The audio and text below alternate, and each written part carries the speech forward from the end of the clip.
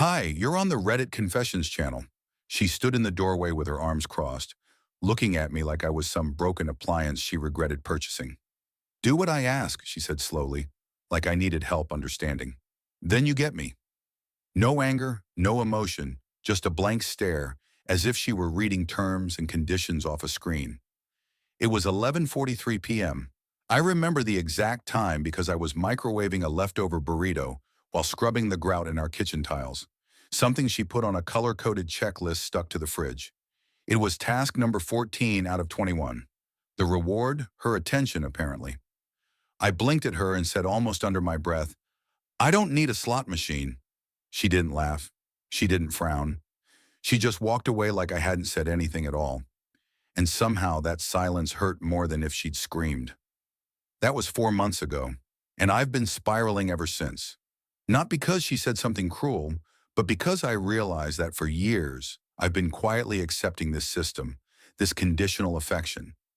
Like love was a loyalty program. Wash the car, get a smile, make dinner, get a kiss on the cheek, pay the bills. Maybe, just maybe, I get a night where she doesn't turn away from me in bed. The truth is, I was terrified of saying no, terrified of being alone, terrified of what I'd find if I opened my eyes all the way. But after that night, something shifted. Little things started clicking together like puzzle pieces that had been scattered for years. The 3 locked folders on her laptop, her weekly yoga nights, even though she'd quit the studio 6 months earlier, her sudden obsession with privacy, her smile that no longer reached her eyes. I wanted to believe I was just imagining it. Then one Sunday, I walked past her phone on the kitchen counter. It buzzed with a message preview. Just one line still on for Friday. "Can't wait to see you again." She was in the shower, and I did nothing. I sat on the couch, opened my laptop, and ordered a 6-pack of air fresheners I didn't need because I didn't know what else to do with my hands. I was unraveling quietly internally, but not for long. Because what happened that Friday? It tore the roof off the illusion I'd been living under. Friday came with the kind of stillness that makes your stomach tighten even when nothing has technically happened yet. I couldn't eat. I couldn't work. I kept refreshing my email like maybe there'd be some magical reset, some sign that I was wrong, but I wasn't. I knew I wasn't. Mallory was different that day. She hummed in the kitchen while sipping her oat milk latte, dressed way too nicely for what she claimed was a quick Target run. Burgundy lipstick, perfume she only wore on birthdays, and those heel boots I didn't even know she still owned. I asked softly, "Target?" She smiled like I was the most pitiful man on earth and said, "Yeah, I might stop by that plant shop too. You know, the one by Fifth." Then kissed the top of my head. I didn't flinch, but my heart did. At 6:07 p.m., the front door clicked shut and I just stood there in the hallway staring at it. Every bone in my body screamed to follow her to finally confront this slow-motion betrayal that had been unfolding like a quiet storm. But I didn't. I froze again.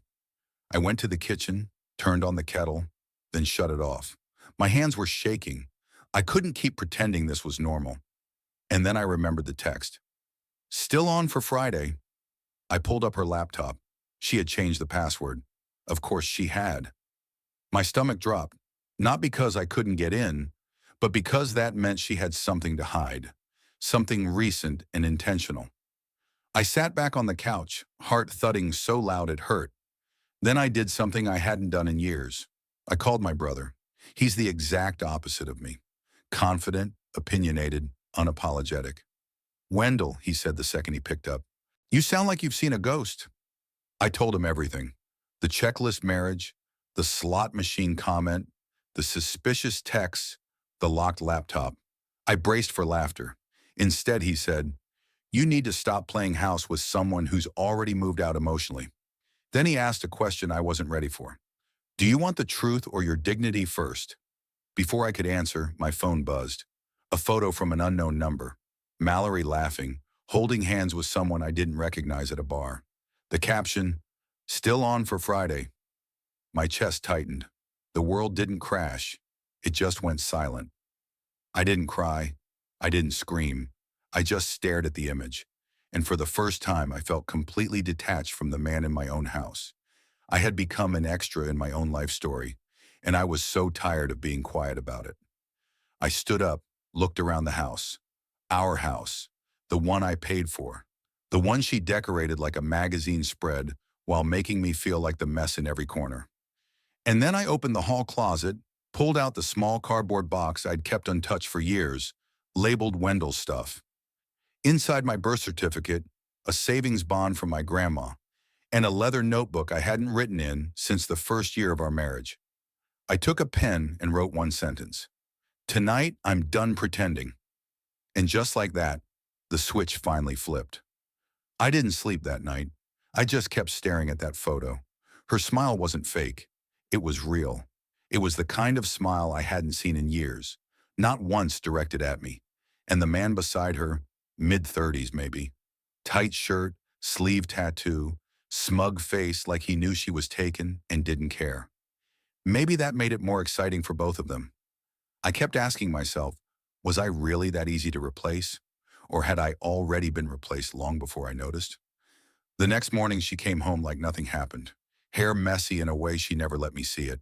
Sweatshirt that wasn't hers, and a coffee cup from a place across town, one I know she never liked. She looked surprised to see me sitting at the dining table. I said nothing, just stared. She gave me a quick, disinterested glance, muttered something about traffic, and walked upstairs. That was it. Not even a lie, just indifference. I don't know what I expected. A confession, a breakdown, some twisted justification about how we grew apart. No, she didn't owe me an explanation, because in her mind, I had already been demoted to background noise. And the worst part, I let it happen. But then that same afternoon, I got a second message from the unknown number. This time, it was a video. I didn't want to open it. I should have deleted it, but I did open it. And the second I hit play, I felt something twist inside me, so tight I could barely breathe. It was her sitting on some guy's lap in a booth, laughing, sipping wine. His hand was on her thigh under the table. She leaned in and whispered something in his ear. He nodded. She said clear as day, "He'll do whatever I say. I don't even have to lie. I just dangle myself like a prize. He never questions it." I paused the video. I couldn't watch the rest. I felt sick. I wasn't angry. No, not yet. I was humiliated. I was being mocked by the one person who once promised to love me, who told me she believed in growing together. And now she was out there bragging that I was easy to control like I was some puppy who wagged his tail for scraps. That night I didn't confront her. Instead I began gathering. Not evidence, not revenge, just truth. I needed to see just how deep the betrayal went. I started by checking our shared bank account, which I hadn't touched in weeks. She had drained over $4,000 in the last month alone. Fancy dinners, rideshare apps, weekend getaways booked under her maiden name. I sat there, heart pounding, scrolling through charges she never mentioned. Not once. She wasn't even hiding it. Well, that's how little she thought of me. That's how far I'd fallen in her eyes. And just when I thought it couldn't get worse, I found the email. It was a confirmation from a moving company. Final pickup scheduled for next Tuesday, a storage unit address, a new zip code. She was already moving out. But here's the twist. It wasn't to live alone. It was under his name. She was moving in with the guy from the photo, and she hadn't even told me yet. The worst betrayals aren't loud. They don't come with screaming or broken dishes. They slip in quietly through the cracks you ignored for too long. That's how it felt when I saw the name on the lease agreement. Jordan Lane. I had never heard of him before, not once. But according to the paperwork Mallory had filed, she'd be moving into his condo in less than 5 days. The same Mallory who still kissed me goodbye before work. The same Mallory who told my mother she was just tired lately. She had already started a new chapter before I even finished the last sentence of ours. I stared at the document for 10 minutes, maybe longer.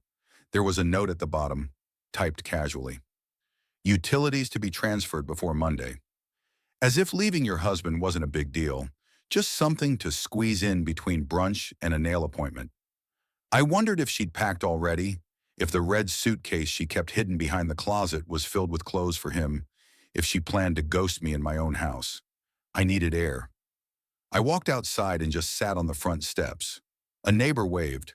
I waved back like nothing was wrong, And in that moment, I realized how invisible heartbreak really is. No one sees it. No one asks. They just assume your life is quietly rolling forward, not splintering inside. That night, I couldn't look at her without feeling nauseous. She was in her robe texting someone with a smirk on her face. Probably Jordan. I wanted to ask her why him. Why now? What did I do to deserve this? But I didn't because she would have twisted it into another reason to justify leaving. Instead, I watched. I listened. I observed every little detail like a man taking mental photographs of a crime scene. The next day, she was gone again. Meeting some friends, she said. No names, no time. Just a vague excuse. I waited 20 minutes. Then I opened the drawer by her side of the bed. I found her spare phone, the one she thought I didn't know about. I unlocked it using her old birthday. She never changed it. And that's when I saw everything. Messages to Jordan that made my skin crawl. Photos, voicemails, plans. She wasn't hesitating. She was invested. She had been telling him how boring I was, how she felt like she was mothering a man-child. She even joked about how easy it was to manipulate me. He still thinks we're going through a rough patch, she wrote in one thread. Poor Wendell, he's trying so hard. I laughed. I actually laughed out loud. It was either that or scream. But then there was one message that froze me. It was from Jordan, and it said, "Does he know we met before the separation?" And she replied, "No, he still thinks I met you this year. Let's keep it that way." I reread it twice. My jaw tightened. I hadn't just been lied to. I'd been set up. The marriage hadn't collapsed. It had been replaced before it even began to crumble. And I knew in that moment that she wasn't just leaving me. She had been gone for a long time. I nodded, told her to have fun. Inside, I was already breaking because I knew exactly where she was going. And it wasn't with the girls. The day of her birthday, she left early. Too early for a dinner.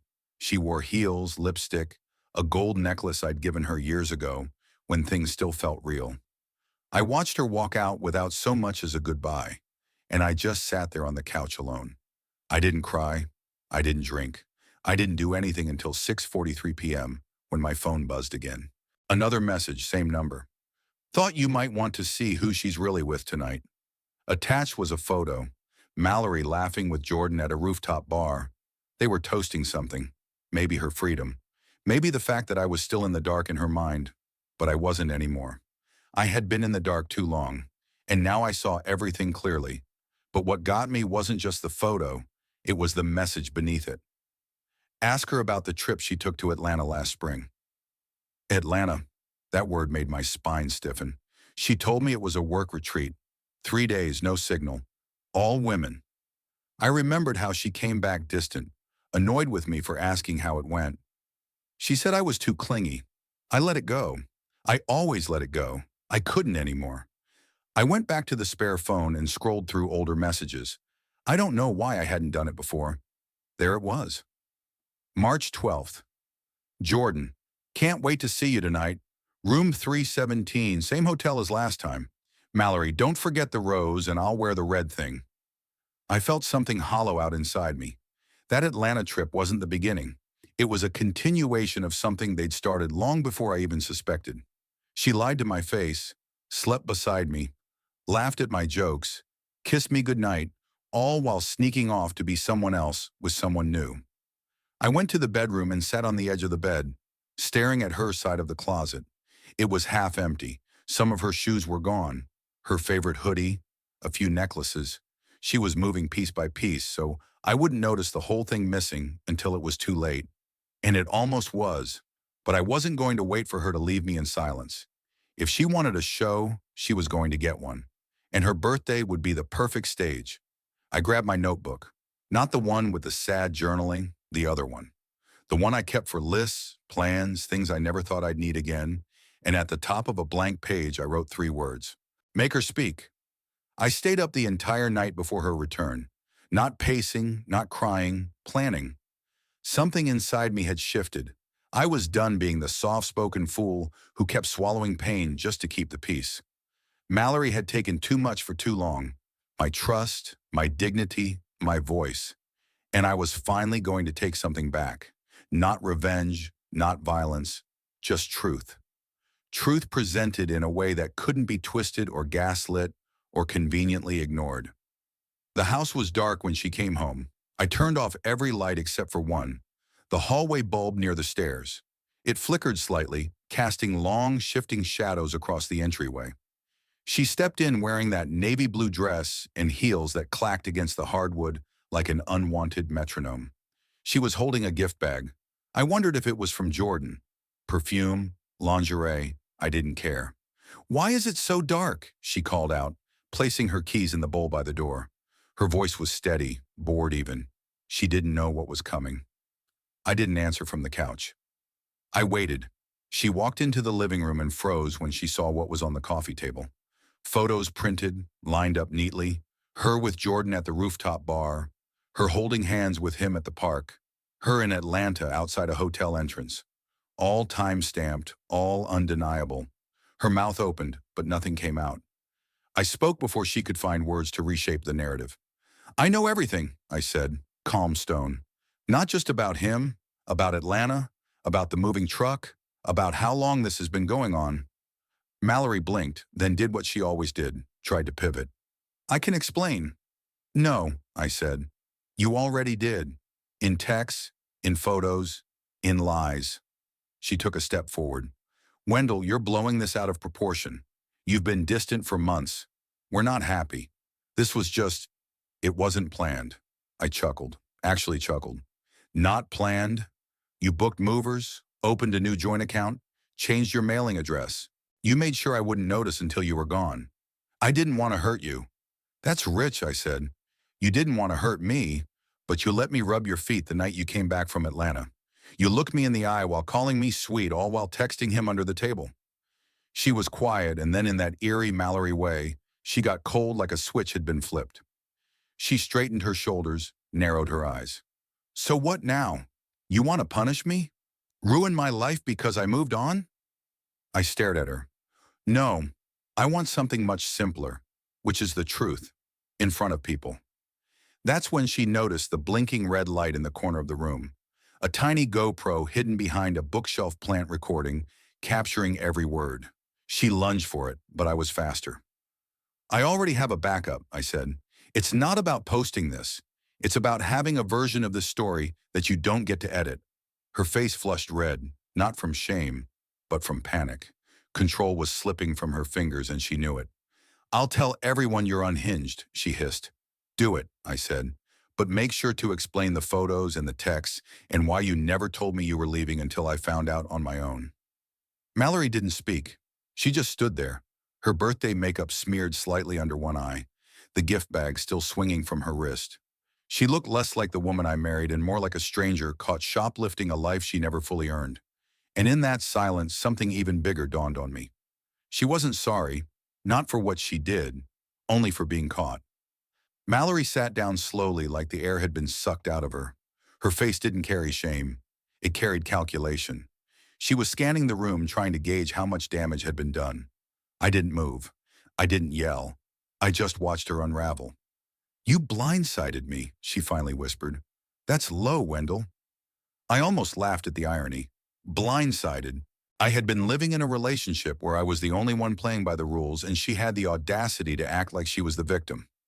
My hands clenched, but I didn't let myself get dragged into one of her scripted guilt traps. "I didn't record you to hurt you," I said. "I did it to protect myself. So when you twist the truth later, I have proof that I wasn't imagining all of this." She looked at me with the same expression she used when waiters got her order wrong. Disdain dressed up as indifference. "So, what do you want, Wendell? You want me to beg, cry, say I made a mistake?" I shook my head. "No, I just want honesty one time. That's it. No lies, no excuses, just the truth." Mallory rolled her eyes and leaned back. "Fine, you want it? Here it is. Yes, I started talking to Jordan before Atlanta. Yes, I slept with him that weekend. And yes, I've been planning to leave you for months, but I didn't tell you because I knew you'd fall apart.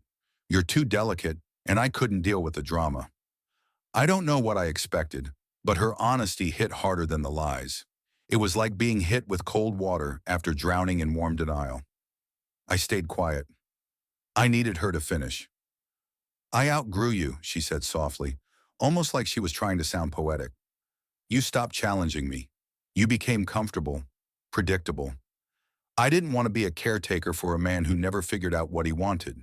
I finally stood up, heart pounding but steady. And yet you stayed, took the house, the joint account, my time, my trust. You could have left. Mallory shrugged. It was easier this way. Easier. That one word shattered the last piece of me holding on to any memory of who we used to be. I wasn't heartbroken anymore. I was humiliated. But underneath that, something stronger was growing. Clarity. I nodded slowly, then handed her an envelope. Inside was a letter I'd written earlier that week. Not just a goodbye, but a notice. I was moving out. The lease on a small place across town was already signed.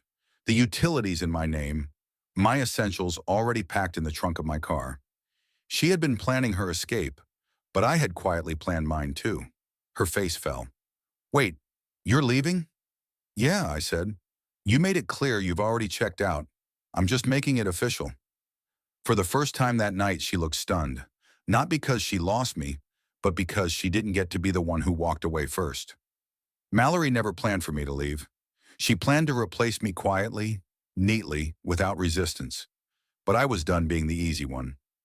Mallory didn't speak for a long time after I told her I was leaving.